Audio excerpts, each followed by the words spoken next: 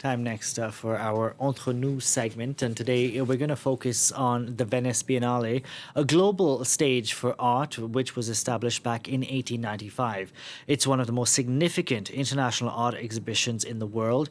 Now, this year, Brazilian curator Adriano Pedrosa leads the 60th edition of the Biennale. The theme, Foreigners Everywhere, revolves around the idea that we're all strangers in some way, making this year's Biennale not just a celebration of art, but a reflection on identity and belonging. Today in the studio, we're joined by Dr. Lauren Jimerson, art historian and Paris Muse Guide, who will reveal to us some of the French artists of the Biennale. Great to have you on, Lauren. Tell us more about the theme that Adriano Pedrosa chose for this year's Biennale, Foreigners Everywhere. What exactly inspired this? So this is directly inspired by the artist collective Fontaine, and they have created this installation of neon sculptures in bright colors. We have over 20 different, here we have behind me, here's the installation at the Arsenale of the Biennale of the words foreigners everywhere written in over 20 languages. And so the idea is that being foreign is intrinsic to humanity. We're all strangers to someone else in essence. So bringing us together through this idea of foreignness. And if we think about the etymology of étranger in French or straniero in Italian, it means both foreigner and stranger. So there's something a little bit unstable or unfamiliar with this term. And so Fontaine, this artist collective, explores the way that we are all foreigners and explores the way that this is defined by borders, bloodlines, and cultural and social elements. So it's really a very fluid term that is the central theme for the Biennale. Now, this year, France was represented at the Biennale by Julien Creuzet, born in Martinique. How does his background shape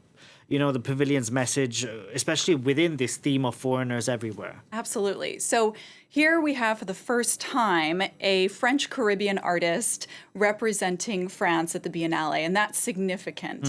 And he brings to the Biennale his culture from Martinique, blending that with Parisian monuments and also references to Venetian culture as well. So he's really blending these three cultures together. And on the exterior of the pavilion, which has been there for quite some time, we can see a video installation. It is an installation of the fountain of the four continents, the four known continents at the time.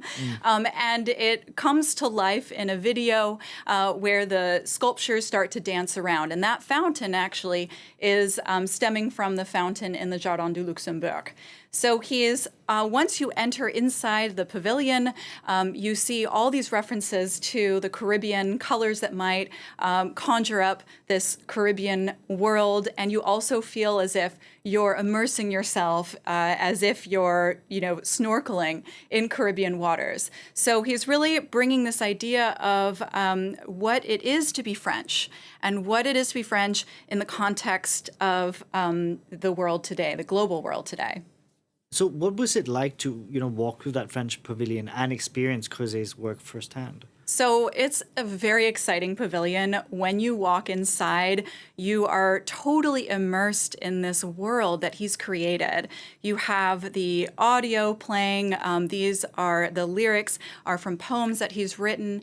And then you also get to see sculptures and a combination of large video installations on the inside, showing a mix of sea creatures like turtles and fish, combined with all sorts of other kind of strange technological creatures. And as we can see from this video here, we have all sorts of sculptures suspended from the ceiling with this kind of string and different materials that might remind us of wax or resin. He keeps his techniques secretive, so we really are just immersed in this world. It really feels like you might be in a place inspired by Martinique. Now, Creuzet, as you mentioned, makes several references to Paris in the pavilion. What is the significance and how do they contribute to the overall narrative? So he's chosen some key monuments, like the Pont Alexandre III, that he brings to life through a video, and it starts to move. And, there are cherubs on that bridge. And so he, kind of animates them. And you can see these references to France. And then another monument is Place de la Concorde. He brings an object from there. And so he's also bringing some key objects from Venice as well, from the Doge's Palace, from the garden of the Biennale, Neptune. And so bringing all these references together, it has to do with how art and culture has really celebrated during the 1800s and through the 20th century, colonialism, imperialism, and now he's taking his own spin on that and kind of staking his own claim and redefining what it means to be French today. Now, the pavilion engages multiple senses, including scent, sound, visuals, of course. How do these elements sort of enhance Creuzet's themes? Absolutely. So it's immersive, and there's an olfactory element when you walk in there because there are these still water pots that have flowers and herbs that create this strange scent. So you're engulfed in this mysterious realm with unfamiliar scents, maybe familiar to those from Martinique.